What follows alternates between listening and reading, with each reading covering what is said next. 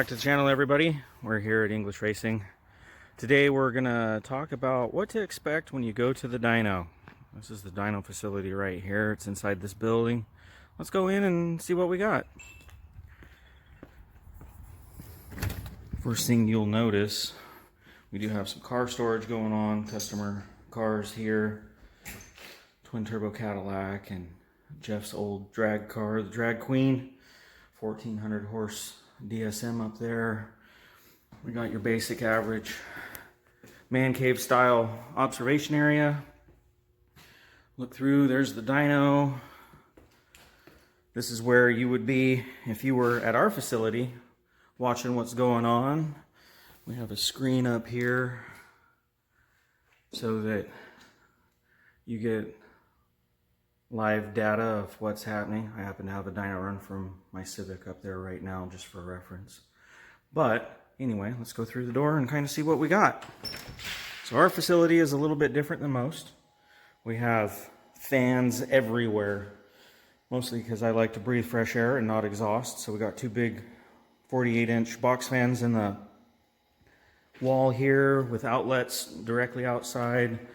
We have these fans. Some of the Australians thought that that's the only fan that keeps the car cool, but as you can see, we got 5 in the front. And peeking up through there, we have a 5-foot greenhouse fan that draws everything out. The door of infamy. That is all car, mostly GTR, believe it or not. Very few diesels have contributed to that. So, what we're going to talk about is when you're on a dyno, what should you do to have your car prepped? We've already done videos on getting your spark plugs checked. We're going to talk about things like the clamps and under trays and how low is your car. So as you can see here on the deck, we have standard straps. These go to the bottom of your control arms, about right here. Most cars have tow hooks somewhere out in the middle. If you have an under tray, it's not necessarily the end of the world, but if you have an O2 dump, and my straps have to cross underneath it because you have external wastegate, or maybe you have an Evo with an O2 dump style housing. Well, the under tray has to be off so I can get to something to hook onto. We do have some chains over there for some cars, some of the Porsches and cars that there's just no way around it. Snap chains aren't going to cut in half, but exhaust is enough to definitely go through a nylon strap. Now if you have an Evo 10, your dump is going to be right there behind everything. Doesn't really matter. So that's one thing you can do to be prepped to make it easier on us or whatever dyno facility you're at. Obviously we have a dyno jet. It's a little bit different than everybody. Lots of Mustangs and dyno dynamics and stuff like that. Here we have the dyno sheet.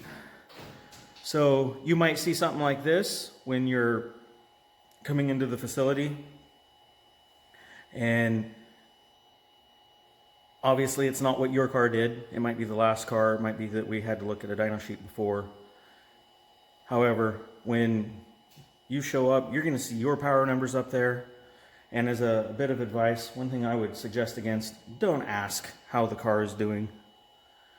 If we need to discuss that, it's probably not a good sign.